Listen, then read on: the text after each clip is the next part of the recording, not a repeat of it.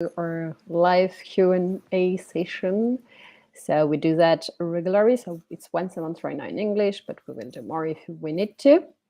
So I hope you had a good bank holiday for people in the UK.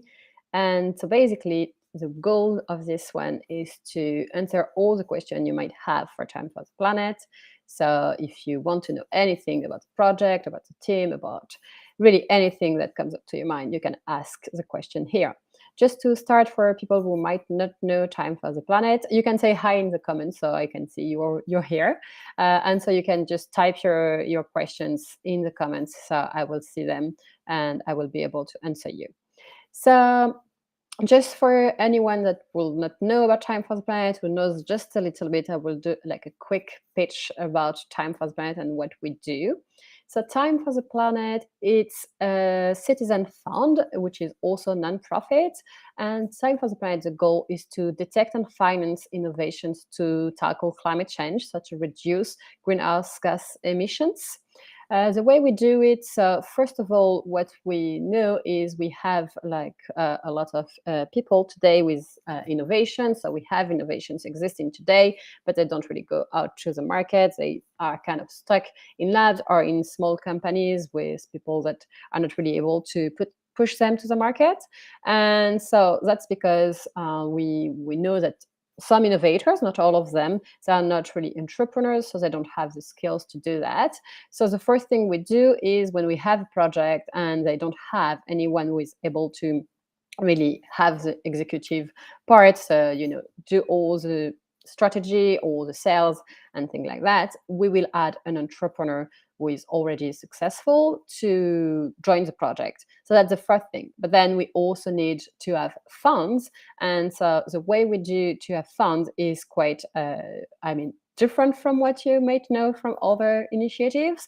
So basically, the goal of Time for the Planet, the main thing is everyone must be able to participate to Time for the Planet, because the Earth and the climate change problem is really for everyone. So it's not just for a few people. So everyone must be able to really participate. So that's why anyone can become a shareholder of Time for the Planet. So it's from 1 share, which is around £1, and it's for like citizens, but also organizations.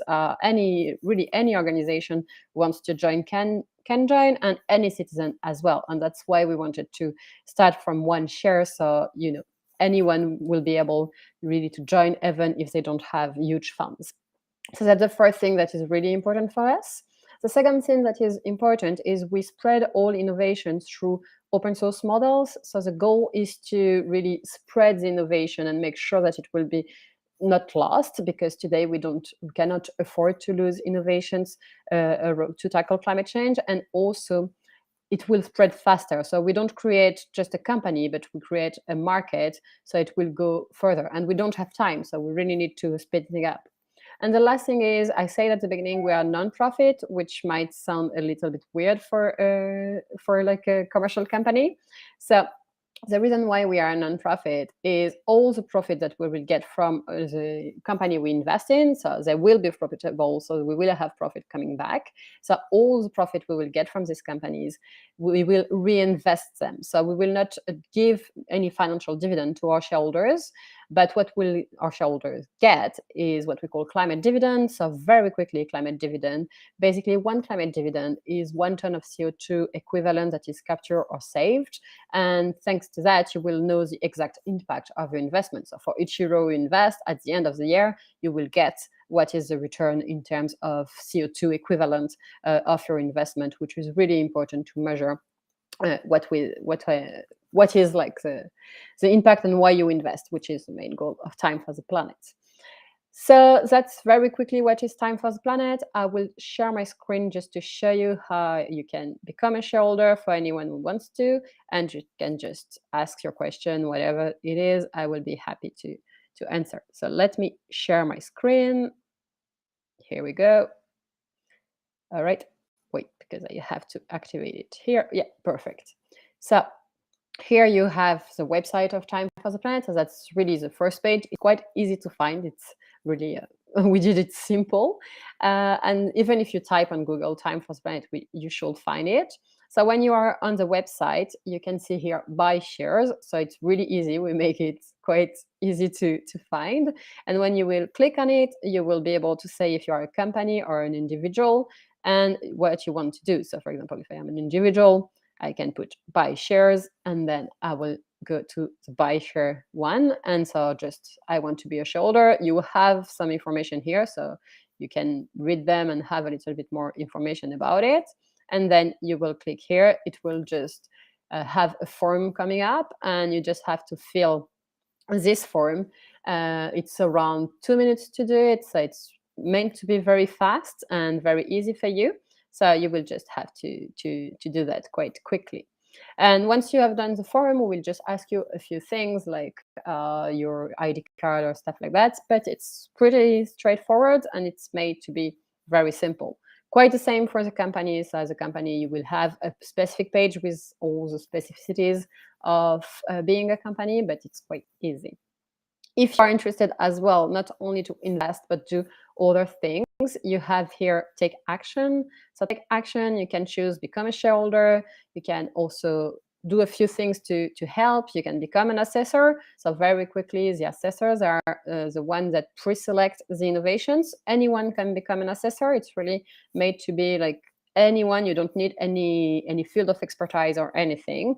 It's for any citizens. And the goal is to rely on collective intelligence with our pre-selection of innovation. So basically what we see is when we have 50 people that are not expert, we will assess an innovation. We will have the same result more or less as one expert to if we have the same level of information, which means that with 50 people, we are able to really assess the potential of the innovation, and that allows us to go way faster. So once we have done the pre-selection with the assessors, it will go to the scientific committee, which is 14 pluridisciplinary experts. So they will just go further. They will challenge innovator, ask more questions, ask for like specific audits and stuff like that.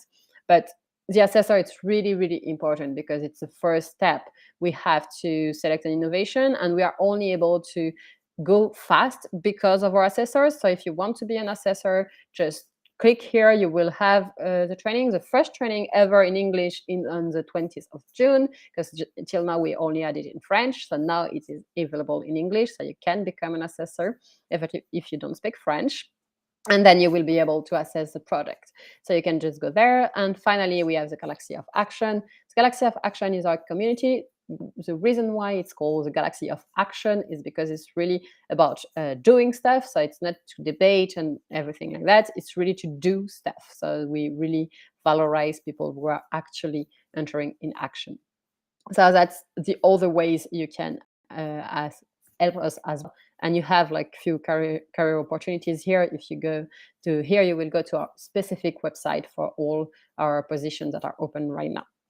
And if you want to know more about the innovation, so if you are an innovator, you can submit your innovation here, and you can here see the innovations we have financed and the ones we have received. So if you go there to innovations received, you will have different categories. So the ones that have been through assessment, the ones that have been through the scientific committee, the ones that have been through our market test, which is the step just after the scientific committee, and finally the one we submitted to the general meeting. So all our shareholders get to vote for the innovations at the end of the process.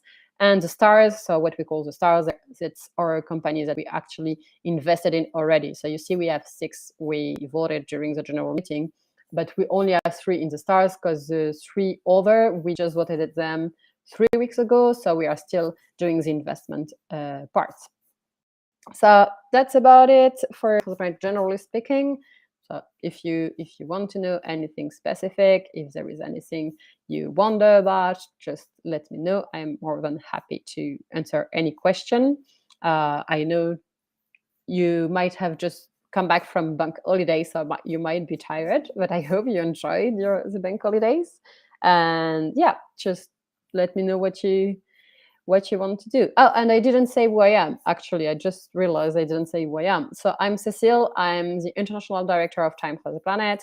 So that's why now I'm living in London, because Time for the Planet was born in France, but we are now expanding to other countries, because the goal was always to to be international. And so I'm based in London. So I'm trying to start Time for the Planet in the UK, and to build a team of Time for the Planet in the UK. So if you live in London, we might meet also at one point. We are trying to do more and more events as well. So if you are in London, you can just drop me a line as well, and I will be more than happy to see you in person, because that's always nicer as well.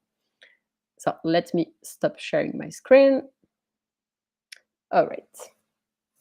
So I see we have some people saying hi and hello and everything, but I don't see any question yet. So I will wait a few minutes to see. If we don't have question, I would just go to have my lunch, which is also nice actually, because I was waiting to do that before going for lunch. So let me know. And if you don't have question right now, but you will have question later, we do this every first Monday of the month. So you can come back every first Monday of the month to have this Q&A session, and you can ask any question on the website as well. You can just contact us. We try to answer people as much as possible, the faster as possible. But this session is quite nice to just get people to really talk to them directly and see our faces. So today I'm alone, but sometimes we have more people coming in. So we try normally to be two, but actually because today is a bank holiday in France, so my other colleagues are all in France, so they are not working today, which is why I'm alone today. Do you have a presentation I could share within my company? Yes, actually we do. So it will be available soon on the website. So you have it normally when you go here. So if you go to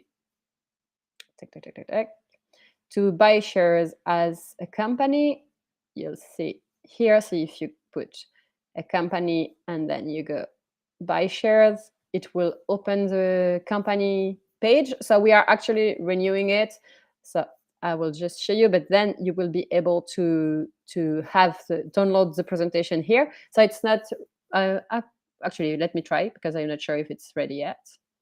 Yeah, you already have it. So you have the PDF just here.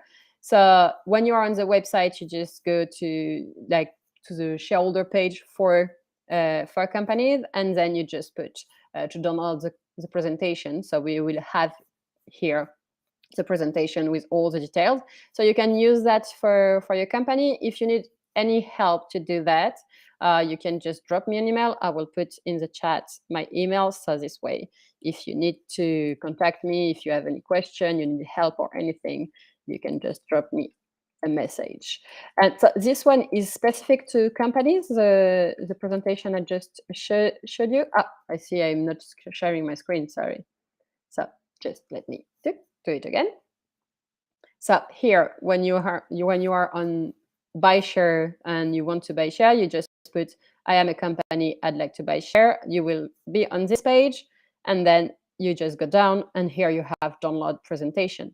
The other thing you have, so this one is very specific to companies, but if you want to share with other people that are not especially companies, you can go to communication files, and then you have the communication kit.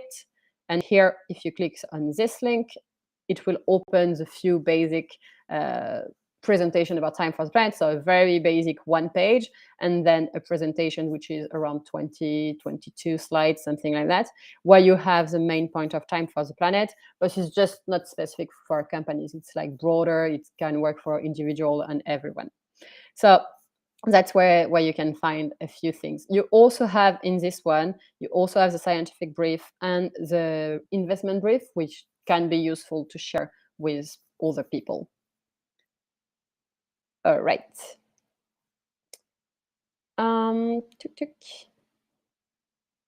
We have another question. So thanks for the introduction. Very worthy quote. I hope you grow from strength to strength. How do you convert water into energy, although you need to save carbon in tons? I think that's all the question.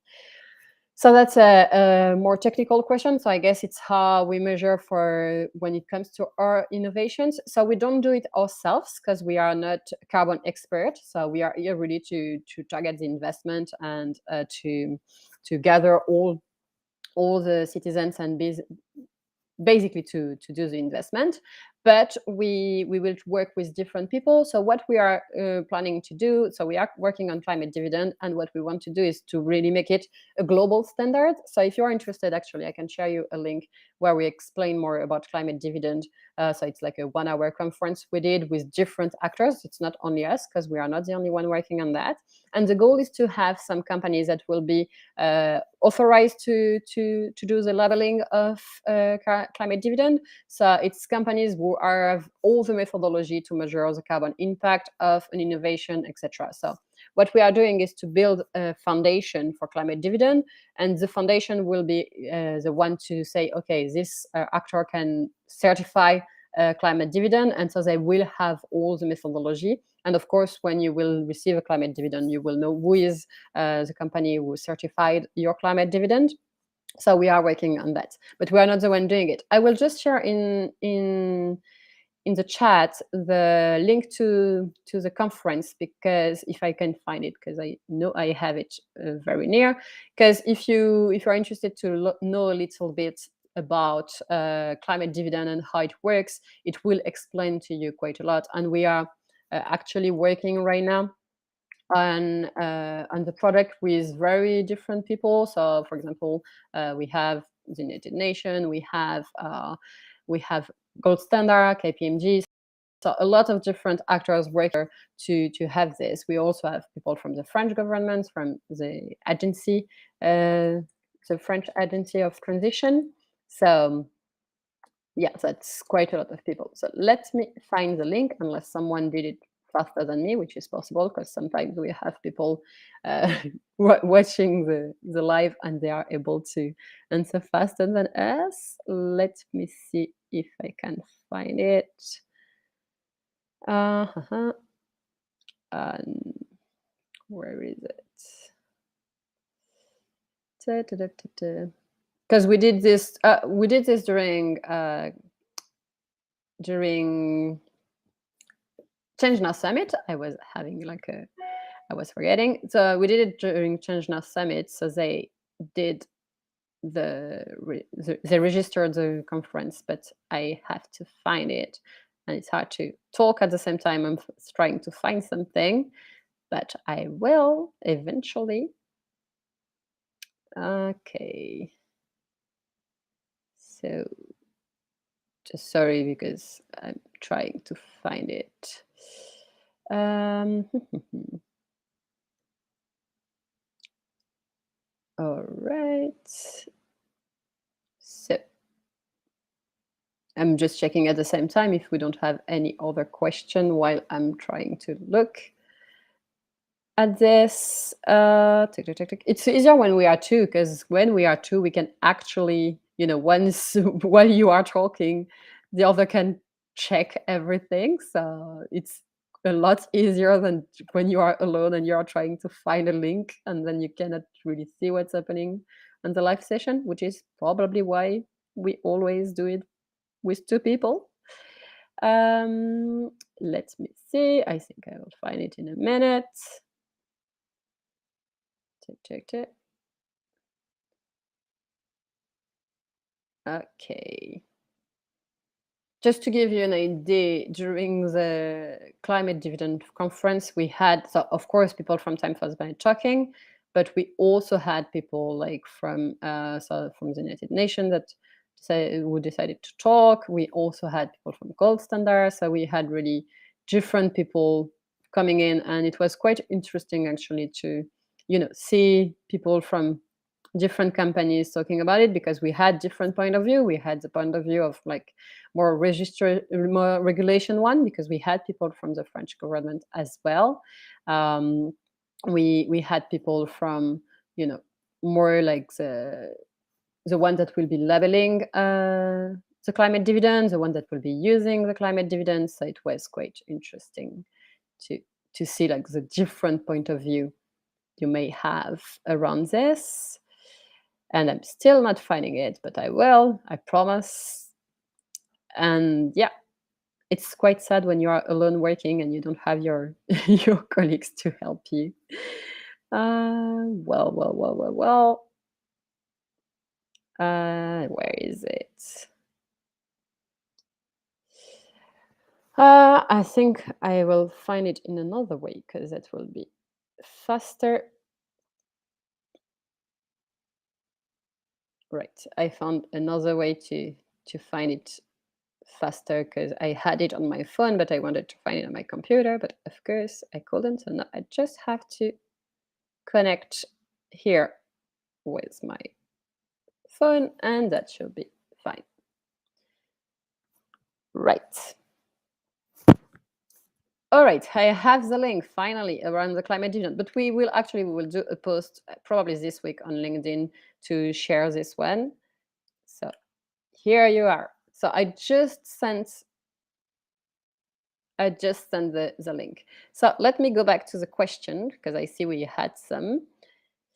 So what kind of training will one get to be an assessor? So it's a 1 hour training. So we will train you around what type of innovation we're looking for. So you will know exactly the type of innovation. So you will be able to say if an innovation goes into the scope of action of Time for the Planet or not. And then we will train you on our 6 criteria. So basically, your role as an assessor is to assess the potential of the innovation depending on our 6 criteria. Our 6 criteria, the first one is the impact on greenhouse gases, logically, because that's our first thing we want to do. The second one is the technical feasibility. So you will, with the document that you have, see if it's scientifically proven, if we can actually do this. Then we have externalities. So externalities is everything that is like biodiversity, health. It can be also resources, anything like that, because we are really targeting greenhouse gases, but we don't want to cause another problem with our innovation. So it has to be at least neutral for any other criteria that will be like biodiversity or anything else. And if it's positive, it's even better. Then we have the market, because even the best innovation, if there is no market for it, then it will not spread in the world. So we have a market criteria. We have the replicability, because we need to be able to replicate this innovation everywhere in the world. So maybe not everywhere, but in most countries, so it will have the biggest impact possible. And finally, we have the innovative criteria. So is it really disruptive or not? The reason why we want to have this criteria is because the goal of Time for the Planet is to be able to change compared to what exists today. So if it's something that is already existing and everyone is using, we don't really have any point of reinvesting in it. So it needs to be something that will change what we have today.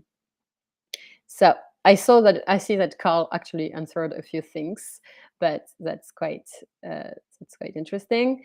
So just I see you completed by, is it technical or top level assessment? No, it's really to be able to assess the potential, which is why we rely on collective intelligence. It's so we don't have people don't need to be experts. It's really just you will assess the potential. So we have at least 50 people that will assess an innovation, and that's what give us the actual results. So even if you don't know anything about the innovation and about the field, you can still assess it, but you need to go through through the training to understand what we need.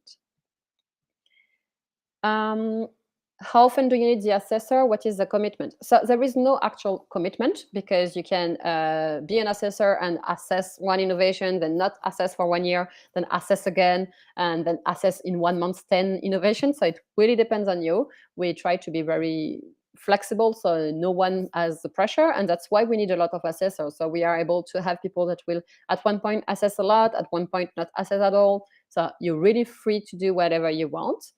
The thing that is important is we have 3 sessions of assessment per year, which each one is 1 month and a half.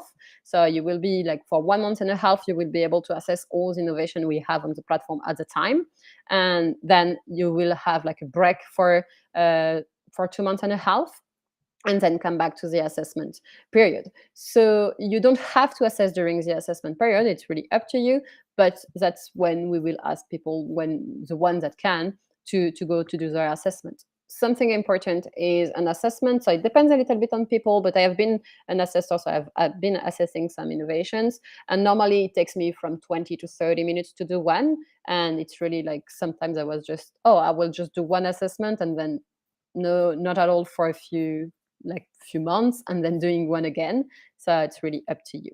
I see like Carl and Pascal are actually answering a few questions. So just to, so you know, Pascal is one of our assessor trainers. So he's doing it in French, but he will probably do it in English with me as well.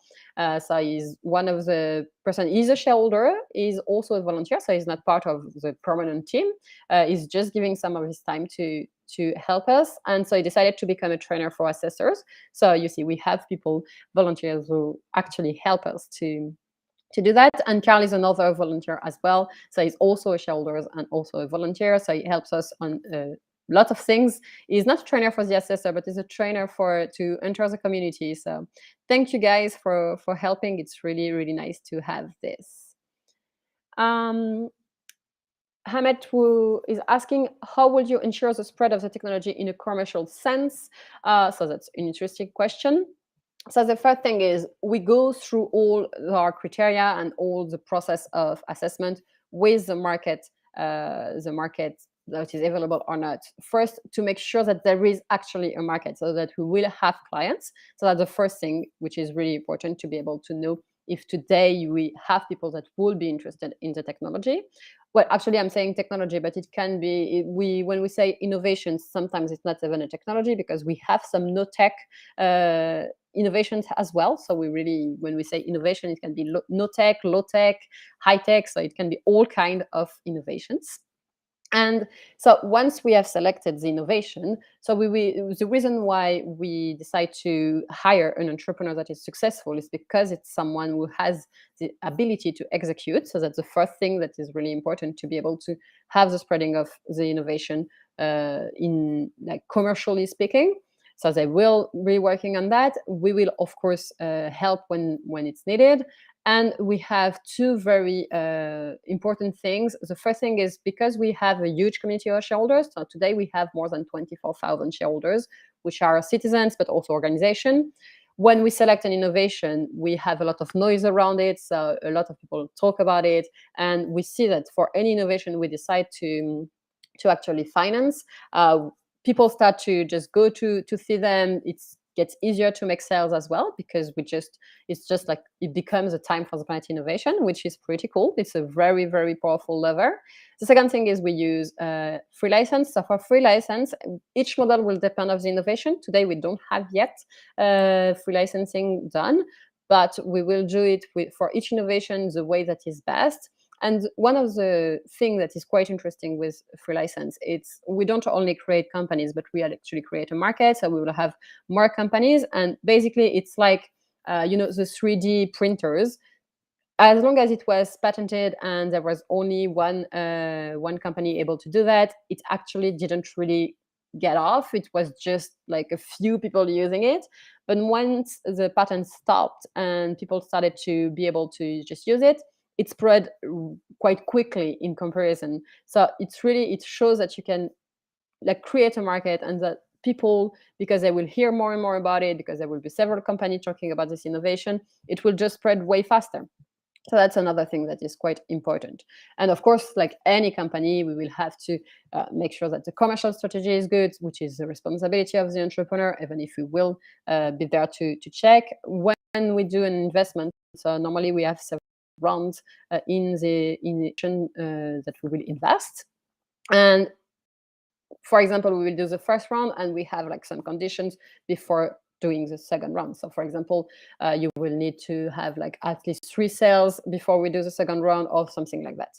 So that's a few little things. I hope I answer your question. If you want to have a little bit more information, just let me know, because it's always harder when you don't see the person to actually answer properly. But just let me know if you want to have a few more information about that. And I see Pascal is answering me, so it's a pleasure to be part of this wonderful community. I will put it because it's quite a nice comment. By the way, I had a question on shares. Is there any limit in terms of money for a person, collectivity, or company to become a shareholder of Time for the Planet?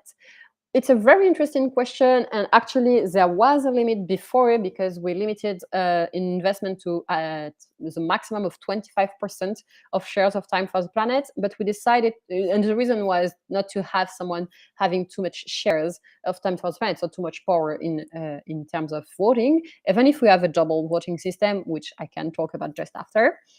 But we decided to remove it to avoid to have like this, if we have someone wanting to invest and we don't want to be refusing investment. So what we decided to do is, instead of having a maximum of number of share you will be able to own, well, a percentage of Time for the Planet shares, we changed that for you can have as much as you want, but you will always be limited to a 25% shares voting rights. So it means that even if a shareholder has 50% of Time for the Planet shares, then they will really not be able to invest. They will not be able to have more than 25% of the voting rights. So that's the upper limit. So there is none. And in terms of the minimum you have to invest is basically just one share. So it's around £1, so it's exactly €1, around £1 and around $1 depending on which money you are talking about. So a little bit less than $1 and a little no, it's a little bit more, sorry, than $1 and a little bit less than £1. So it's really for individual, it's that. For a company, however, and for a collectivity, is the same rule. For a company, however, the minimum is a little bit different because it depends on employees, the number of employees you have, and we actually have. So I don't know if in English we activated it yet. So I will check that. But you have here, when you want to invest, you can see what's the amount you need to invest depending on the number of employees. So if you are a self-entrepreneur, like a self-employed entrepreneur, or if you have more people. So it's just here how much to invest. It will open a form, and you can just put basically the number of employees you have and everything. I think we didn't activate it in English, which means that I have to do this week. So I'll do it very soon. So depending basically on the number of employees you have as a company, you will have a different minimum because, of course, it's not the same to be just one person company or to be 500 or to be 1,000. So that's why we did something different. I hope that answers the question. If there is anything that was not clear, just let me know. And I talked about the double majority rule during my answer, so I will maybe explain what is the double majority rule, because you might be wondering what it is. So basically, the double majority, as for any company, Time for the Planet, we have, when we are voting in general meeting, the classical rule that is one vote is equal one share. So basically, if you have one share, you just have one vote. If you have 1 million share, you have 1 million votes. So that's a basic legal rule that we apply like any other company. But to avoid to have a weight that is too strong of bigger shareholders, and to make sure that there will always be a balance compared to the citizens that will invest, we decided to do a double majority, which means the first one is the one that is classical and that you know. The second one is one vote is equal to one entity or person, which means that if you have one share or 1 million, it's really still the same. You have the same vote. It's just one vote for one entity. And what we do is, if the two votes go in a contrary way, so for example, if a resolution is approved by the number of share but is not approved by the number of person, then the management has the obligation to apply its veto on this resolution, and it's written in the article of association. So we don't have any ways to not do that. So basically, we will always have a balance, because in terms of number, we will always have more citizens, and in terms of shares, we will probably always have more incorporation. But the double majority balance them. I like to spread the word around me. People will mostly ask about dividends. What is the policy? So do you mean about financial dividend? Just to be clear, do you mean by like the return on investment in financial dividend that you will get? Just tell me if that's what you are asking for, and I will answer just after. The reason why I ask if it's financial dividend is because we have climate dividend, And so I'm not too sure which one you are talking about. I'm still not clear on how a free license works. How does the innovative company makes any profit if its innovation is free to use by everyone else? So first thing is what we always say is open source is not an open bar. So free license, it's basically a contract. So you have rights and obligations for anyone using it. So what I mean, it's not because people can use the innovation and sell the innovation that it means that you cannot do profit. So basically, when you have a free license, for example, you have your product. Uh, I don't know, any innovation might be. I will take one of our example. So we have one innovation that is called Leviathan Dynamics, and this innovation, it's basically to replace HFC gases in a cooling system. So we remove HFC gases, which are very, very powerful in terms of warming power, and we put water instead. So basically, you have this innovation and you are able to sell it, but you need to be in the market and everything.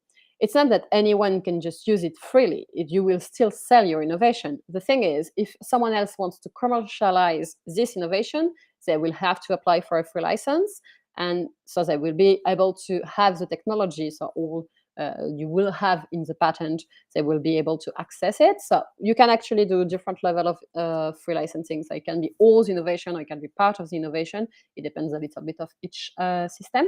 And they will be then able to commercialize. But I mean, the innovation itself is not the only reason why you are selling. It's also because of your service. It's also because of the way you are doing it. It can be because of your expertise in terms of how to install it. So there is a lot of things that make you be able to really commercialize this and have clients. So basically, it's not because all the people are commercializing the same innovation that you will not make profit. However, the fact that we have free license has a huge advantage for anyone using the free license, but also for the innovator.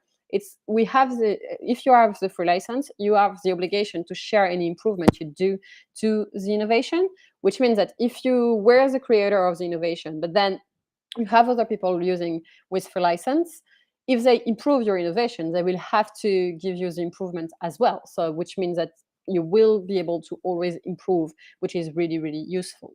So I hope it's a little bit clearer. There are a lot of different examples, and actually I will just share here on the website, because we have in this one. So let me, if you go to find out more and you go to communication files, if you go to the communication kit and you just go there, and you will have basically all the documents.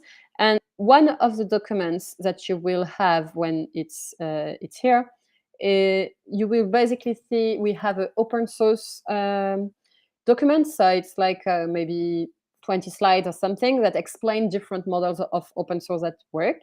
So it's really depending on the innovation, we will have different models, but you have different models working well in open source. So I hope it's a little bit clearer, because that's something we are not so used to normally in to use open source in something other than software. But basically, you have a lot of ways to have a very profitable model. So Karin is telling me yes. So I think that's about financial dividend. So it's very simple. You don't have financial dividend as a shareholder of Time for the Planet. So that's why we are a nonprofit. So when you invest, you don't get any money in return. It's just the way it is. It's in your article of association. Basically, it's written that we cannot have financial dividend for our shareholders until we are back at the temperature before 1850, which I mean, we will probably not be before quite a long time. So you don't have any financial dividend for our shareholders. What you do have is the climate dividend, which are tons of CO2 equivalent that are saved or captured, but it's not a financial dividend. So basically the answer is the policy is you don't have any, because all the profits that we will get from the companies we invested in, they will go back to other innovations, to other investment. And the goal is really to have your money working. So your money will be working to basically for a better world, let's say. You can have your money back. So, well, not exactly you can have your money back. You can sell your shares to someone who wants to buy them. So if you own, I don't know, 5,000 shares and you decide to sell them, you can sell them to someone. So you just have to find the person who will want to buy them, because we don't have anything for that right now. And our goal is to be able to buy back all the shares that our shareholder bought at one point 10 years after the investment. So it's a goal. We don't have any guarantees, but we want to be able to do that. However, we will buy them back at the price we sold them, so basically at the price of €1. So you will not have any benefit. You will just get your money back, and in the meantime, your money will have worked towards the transition. So yeah, that's about it. And you don't have financial dividend. All right. And so just for the climate dividend, very quickly, the climate dividend, basically, it's ton of CO2 equivalent that are saved or captured at the end of the year. For example, um, if, for example, at the end of the year, you have, I don't know, 1,000 tons of CO2 equivalent that were saved thanks to our investment of Time for the Planet, and you own 10% of Time for the Planet shares, then you will get 100 climate dividend from your investment at the end of the year. And each year you will get the climate dividend that are corresponding to the number of shares you have in Time for the Planet and the number of tons of CO2 equivalent we were able to save or capture thanks to the innovation of Time for the Planet. Something that is really powerful is it's not only the company we finance that we will get the ton of CO2 equivalent, but we will also get it from all the free license that we have. So if, for example, we decided to invest in one company and then we have 10 free license from this innovation, we will get a ton of CO2 equivalent from all these companies who are using right now the free license. That's one of the obligations of the free license. Can you share the link to the information page again? So I guess you are talking about the one, this one with the communication kit, I guess, but I'm not sure. I will send this to the chat. If it's not this one, just let me know, because I'm not too sure. If it's another one, just let me know, because I'm not sure it was the one. But if it's this one, I just normally send the link in the chat if everything is working well, hopefully. But you have a lot of information as well on the website. So you just have to click on the link on this page, like where there is just link on it, and then you will just get all the information with the open source and everything, and all the basics. Yeah. So in this one, if you are on this one and you click on link, it will open a new page, and in this new page you will have different information about Time for the Planet, and one of them you will have open source. So it's actually 34 pages, and you will be able to see the different model you can have for open source. And actually on the website you can also, if you go to find out more, you have like a little bit shorter. This one, Fighting Climate Change with Open Source. I can also send it in the chat. We'll have some explanation about the free license as well. So the different things, the different models that are available. It's a little bit shorter, but if you want to read a little bit quickly, instead of having like a 34-page document, you can go on this one. So I also shared the link in the chat, but you can find it very easily from the website as well. And it will explain everything about the free license just here. All right. I think I've been through all the questions. If there is anything that is not clear or any other thing you want to ask about, I'll wait like a few minutes before stopping. But if there is nothing else, then we'll go to lunch, which is always a nice thing to do.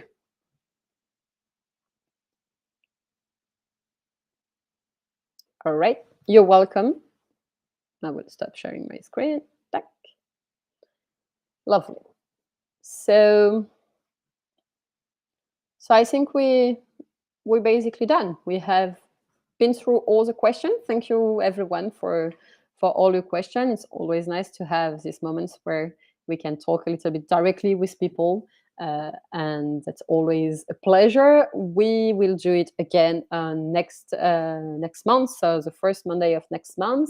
And of course, if there are a lot of demands, we might increase the number of time we do it, because the goal is to try to answer as many questions as possible. Thank you very much. Thank you, Pascal and Carl, for helping with the answers as well. And I hope to see you all next time. Have a great afternoon or morning or evening, depending where you are in the world. Bye.